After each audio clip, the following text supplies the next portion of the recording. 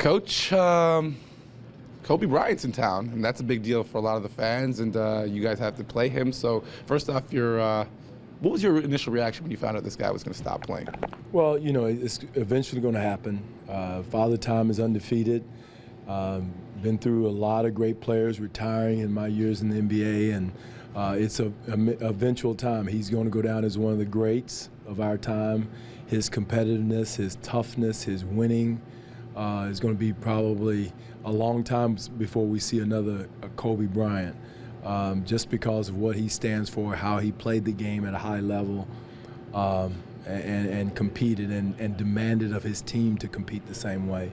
So it'll be a long time before we see that. And again, our fans should embrace and enjoy watching him play, but just don't enjoy him too much tonight. But again, I've seen as a young kid come in the league until now, and had nothing but the utmost respect for his game and his competitiveness and above all his skill level. Not specific memory coaching against him over the years, anything that stands Well, I remember up? when we first started out in the old forum, he was a rookie, and he was back in it's a little weight room back in the back, and he was back there by himself eating his dinner. He had a little styrofoam plate. He was in that little weight room, this little tiny room in the back of the forum.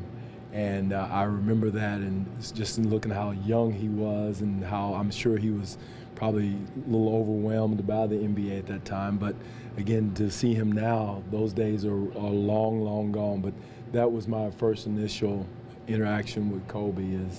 Was back in that little weight room in the forum, and he was back there eating his dinner. Why do you think fans are so split on Kobe, his legacy, what type of player he is and was? What sort of makes him such a polarizing player and personality? I'm not sure. Just his competitiveness, his toughness. I'm sure he had very few friends while he was playing. So I'm sure that was the reason why. I don't know, but for me it's the respect, and I don't know why people don't like him or don't. I'm sure they may not like him, but they have to. If they know anything about the game at all, they have to respect what he's brought to the game and what he brings to the game as a player. Again, you don't have to like him. There's a lot of people I don't like, but I respect them.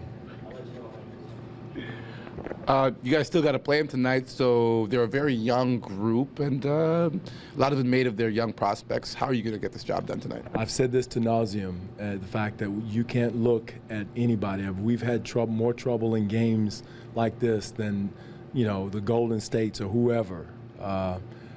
And we're not in the position, our program is not in position to do that. We're not where we need to be, where we want to be as a program.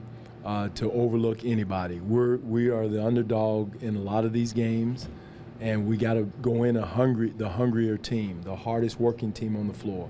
And if we don't, we're going to struggle. And but you look at all the games we've been competitive in, we were the hungry teams, except for teams that don't have great records. And for whatever reason, we've got to find the professionalism, the intensity, the focus to come in and compete like we did Saturday night. Again, like I told the team, it's easy to compete in games like that.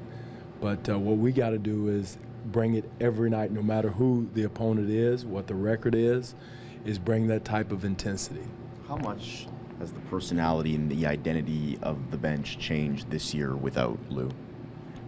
We're not as a scoring. Lou brought instant scoring off the bench. I mean, he's a professional scorer. He knows how to get it done. He was great for us. We're more of a defensive-minded group coming off the bench with Corey, and when Bismack was coming off the bench, those two brought defense first instead of scoring. So that's the major difference.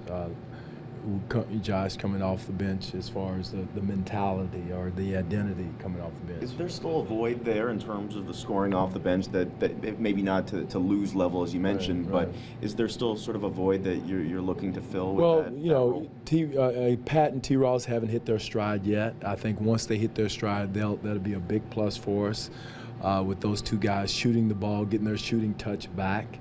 I think will be a huge plus for us.